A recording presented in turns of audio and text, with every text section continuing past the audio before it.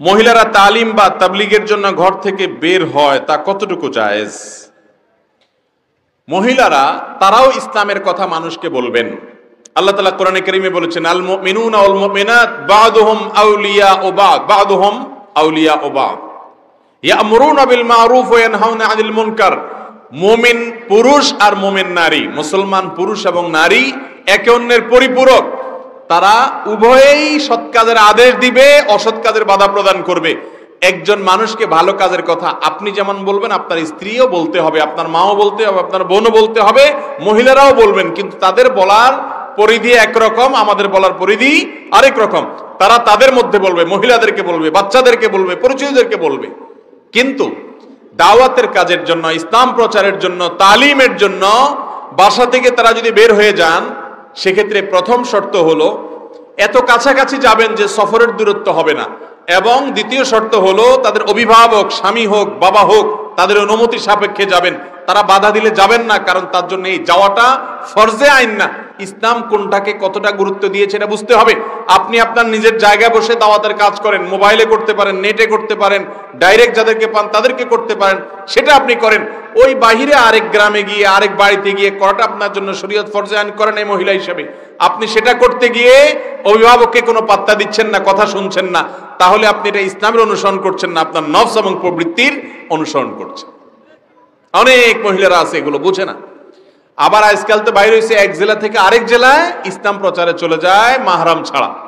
মাহরাম ছাড়া হজ করা পর্যন্ত জায়েজ নাই, ওমরা করা পর্যন্ত জায়েজ নাই, সেখানে কিসের ইসলাম প্রচারের জন্য আপনি আরেক এলাকায় চলে যাচ্ছেন?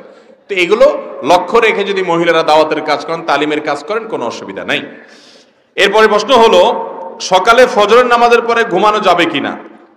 ফজরের পরের ঘুমের যদি ফতোয়া দেই, তাহলে বেশিরভাগ লোকই তো এখানে আসামির কাঠগড়ায় দাঁড়ায় যাবে। ফজরের পরে বেশিরভাগ মানুষের ঘুমের অভ্যাস না। মাহফিলের মৌসুমে আমি পারি না, কিন্তু মাহফিলের মৌসুম বাদে বাকি সময় আমার বাসায় আমি আমার পরিবারের সদস্যদেরকে চেষ্টা করি রাত 10টার ভেতরে বিছানায় চলে যাওয়ার। এটা আজকাল সোনার হরিণ হয়ে গেছে। আমরা রাতে 12টার আগে গ্রামের মানুষও শোয় না আজকাল। যদি বিছানায় যাইও আমরা 11টায়, 1 ঘন্টা আমরা মোবাইলে মুনাজাত করি। মোবাইলের মুনাজাত বুঝেননি আপনারা? এই দুই হাতে বসে ফেসবুক ইউটিউব টিপতেছেন, দেখতেছেন, মনে হয় যে আপনি মুনাজাত করতেছেন শুয়ে শুয়ে। এই মুনাজাত করতে করতে মোবাইল ঘুমের চোটে মুখের উপরে পড়ার আগ পর্যন্ত রাখে না অনেকে, ঠিক না ঠিক? এরপরে মোবাইলে কি দেখছে কি না দেখছে এসব জল্পনা করতে করতে আর ঘুম আসে না। 12টা 1টা 2টা বেজে যায়।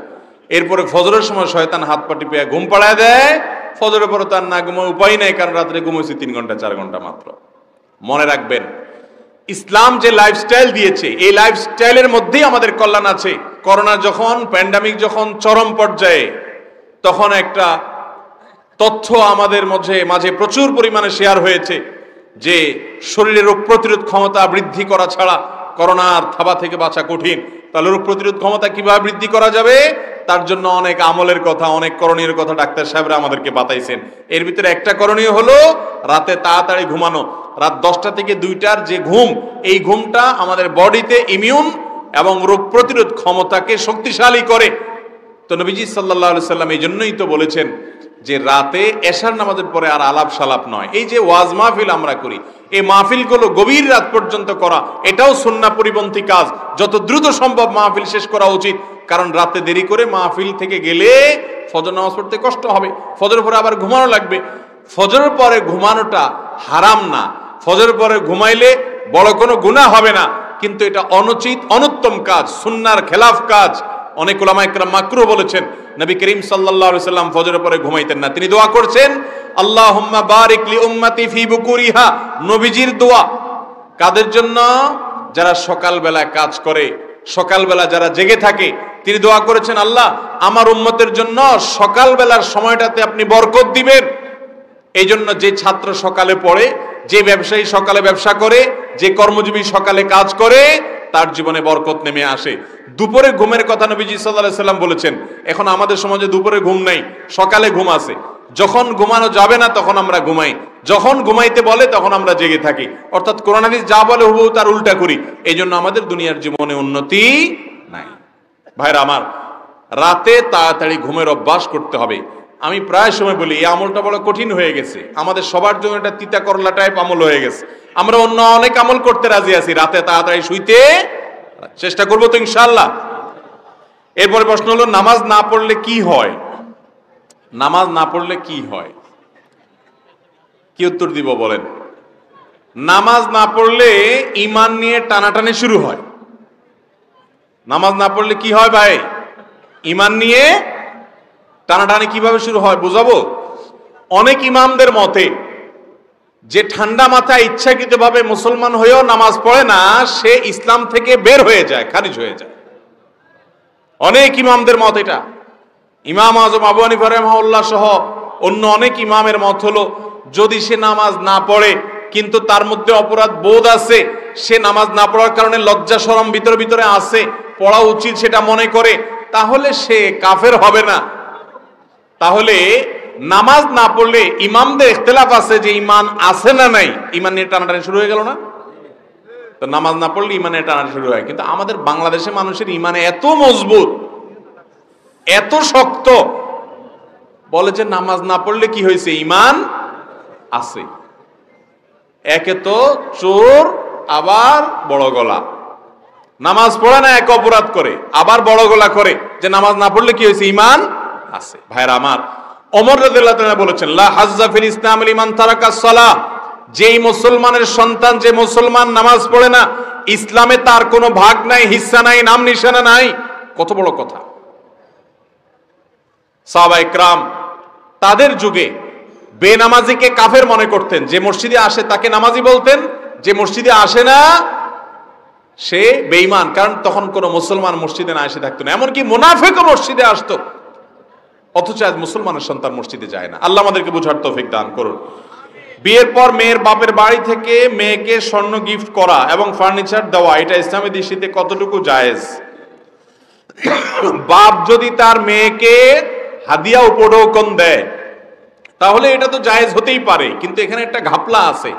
ঘাপলা হলো আমাদের সমাজে বেশিরভাগ পরিবারে বাবা মা তার মেয়ের বিয়েতে মেয়েকে ফার্নিচার দেয়, স্বর্ণ গহনা দেয়, অন্য যা কিছু দেয়, এগুলো সবগুলো দেয় হলো মেয়ের শ্বশুরবাড়ির লোকদের মনোরঞ্জনের জন্য, তাদেরকে খুশি করার জন্য, মেয়েটার সুখের জন্য।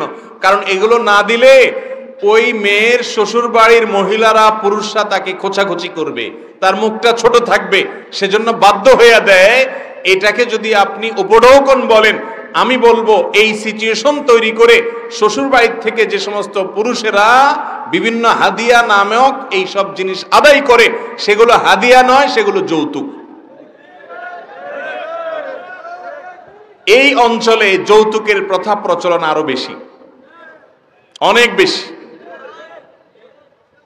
এই আশেপাশের জেলাগুলো বলেন, এমনকি চট্টগ্রাম, সিলেট, এই এলাকাগুলোতে দেশের এই বিরাট একটা অংশে যৌতুকের অভিশাপ ঘরে ঘরে। বলে যে ফ্রিজ তো আসলে আমার দরকার নাই, আপনার মেয়েরই তো একটু ঠান্ডা খাওয়ার জন্য দরকার। মোটরসাইকেল তো আসলে আমার ছেলের তো দরকার নাই, ও সাইকেলেই চলতে পারে, কিন্তু আপনার মেয়েকে নিয়ে ঘুরতে হলে তো মোটরসাইকেল লাগে। তো এইসব তালবাহানা করে যারা যৌতুক চায়, আমি তাদেরকে বলি যৌতুক চাওয়ার চাইতে একটা ভাঙা থালা নিয়ে রাস্তায় বসেন। যারা মেয়ের বাপের বাড়ি থেকে যৌতুক আশা করেন, ঘুরাইয়া ফিরাইয়া বিভিন্ন রকমের বুদ্ধি করে, কৌশল করে মেয়ের বাপের বাড়ি থেকে এটা সেটা আদায় করেন। আমের সিজনে আম, কাঁঠালের সিজনে কাঁঠাল, রমজান আসলে ইফতারি, তারপরে আপনার ঈদের সময় সেমাই চিনি, কোরবানির ঈদের সময় ছাগল। আরে বাপরে বাপ, এর চাইতে বড় ছোট লোক আল্লাহর জমিনে আরেকটা নাই। এই দুনিয়াতে সবচেয়ে নিচু মাপের ছোট লোক যদি দেখতে চান তাহলে যৌতুকখোরদেরকে দেখবেন, এদের চেয়ে বড় ছোট লোক আর নাই। কেন বলছি কথাটা? অল্প দুঃখে বলি নাই, শুনেন। একটা মেয়েকে, আপনি যে মেয়েটাকে বিয়ে করে আসছেন, এই মেয়েটা কি বাতাসে বড় হয়ে গেছে? জন্মের পর থেকে তার বাপ মা তাকে তিল তিল করে শত শত হাজার হাজার টাকা তার পিছনে খরচ করে তাকে বড় করছে, ঠিক না বেঠিক? তার পিছনে ঔষধ খরচ করেছে, তার পিছনে ভরণ পোষণ দিয়েছে, তাকে পড়ালেখা করিয়ে মানুষ করেছে। সে পড়ালেখা করে শিক্ষিত হয়েছে এই মহিলা, কিন্তু শিক্ষিত হওয়ার পর তার এই শিক্ষার আলো ছড়াবে কোথায়? আপনার বাসা, ঠিক না বেঠিক? তাকে সুস্থ সবল রাখার জন্য ট্রিটমেন্ট করেছে, চিকিৎসা দিয়েছে, ভরণ পোষণ দিয়ে বড় করেছে। তার এই পুরো জীবন থেকে উপকার ভোগ করবে কে? আপনি, স্বামী এবং স্বামীর বাপ মা, স্বামীর পরিবার, ঠিক না বেঠিক? তাহলে উচিত তো হলো জামাই বাবাজি, শ্বশুর শাশুড়ির কাছে যাওয়া, বেআইন সাহেব অর্থাৎ ছেলের বাপ মা মেয়ের বাপ মার কাছে যায় পায়ের কাছে দোজানো হয়ে বসে বলা, বেআইন সাহেব আপনার মেয়েকে জন্ম থেকে বিয়ে দেওয়া পর্যন্ত যত লাখ টাকা খরচ করছেন, যত কষ্ট করছেন আপনি, গাছ রোপণ করলেন আপনি, বড় করলেন আপনি, গোড়ায় পানি দিলেন আপনি, আর ফলটা পুরাটাই সারা জীবন ভোগ করব আমরা। আমাদের তো টাকা উচিত, আমরা আপনার এই মেয়েকে বড় করতে যত পয়সা করি খরচ হচ্ছে সবগুলো আপনাকে দিতে চাই। তাদের কাছে, মেয়ের বাপমার কাছে যায় দোজানো হয়ে এরকম করে নিবেদন করা উচিত। সেই জায়গায় উল্টে আবার তার কাছ থেকে যৌতুক আশা করেন, আল্লাহর জমিনে আপনার চাইতে বড় ছোট লোক আর কে হতে পারে?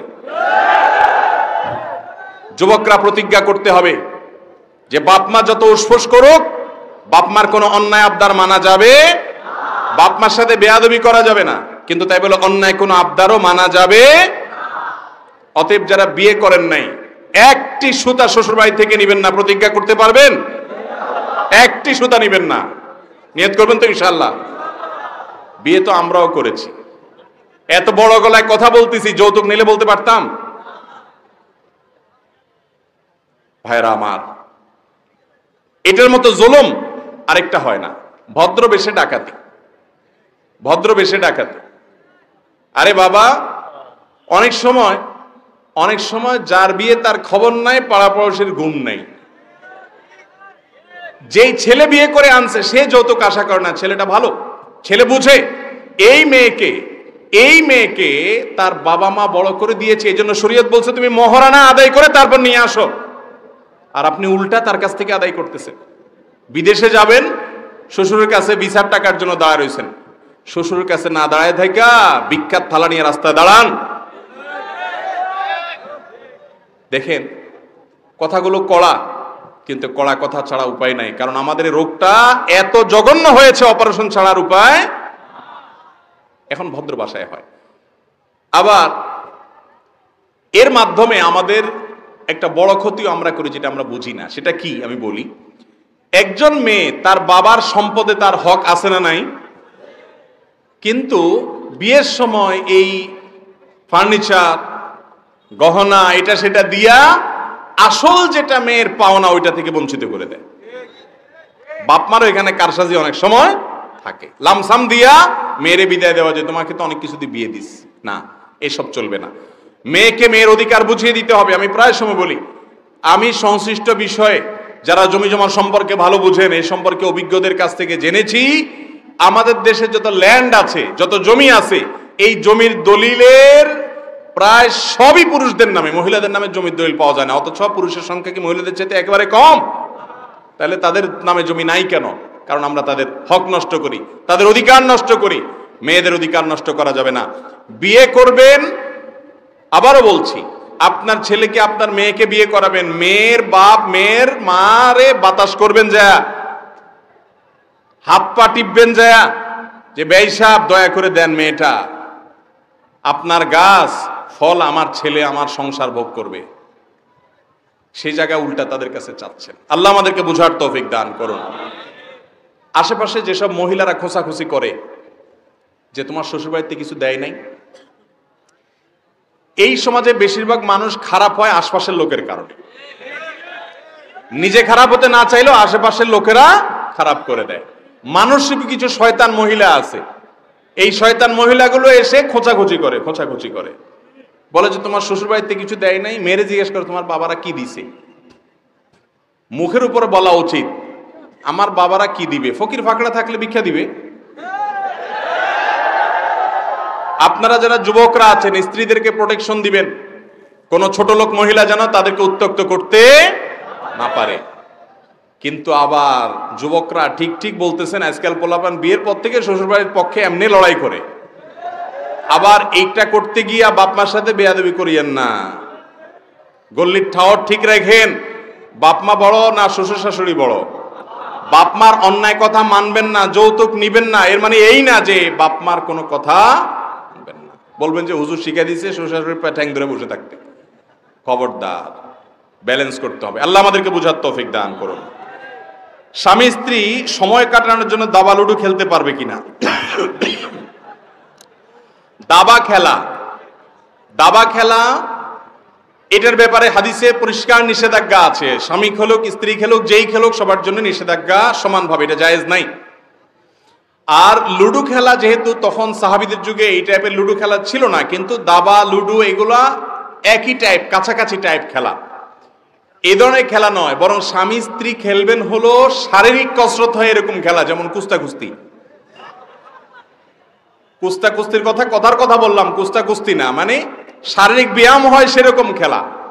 আমাদের প্রিয় নবী সাল্লাল্লাহু আলাইহি সাল্লাম আম্মা জান আয়েশা রাদিয়াল্লাহু তাআলার সাথে দৌড়াদৌড়ির প্রতিযোগিতা দিয়েছেন।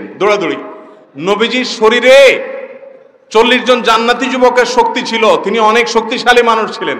আয়েশা রাদিয়াল্লাহু তাআলা বয়সও ছোট, আবার মেয়ে মানুষ, আবার খুব হ্যাংলা পাতলা ছিলেন। ইফকের ঘটনায় হাদিসে বিবরণ আছে যে তিনি যখন পালকিতে উঠে বসতেন তখনও পালকির যা ভার হতো, তিনি যখন পালকিতে না বসতেন তখনও একই ভার হইতো, মানে এত পাতলা ছিলেন। তাহলে একে তো হ্যাংলা পাতলা, আবার বয়সে ছোট, আবার মহিলা মানুষ, আর নবীজি সাল্লাল্লাহু আলাইহি সাল্লাম বয়সে বড়, সুঠাম এবং শক্তিশালী মানুষ, আল্লাহ প্রদত্ত বিশেষ পাওয়ার আছে। এই মানুষটার সাথে দৌড় প্রতিযোগিতা দিয়েছেন নবী করিম সাল্লাল্লাহু আলাইহি সাল্লাম। সুবহানাল্লাহ। স্ত্রীর সাথে কি দৌড় প্রতিযোগিতা?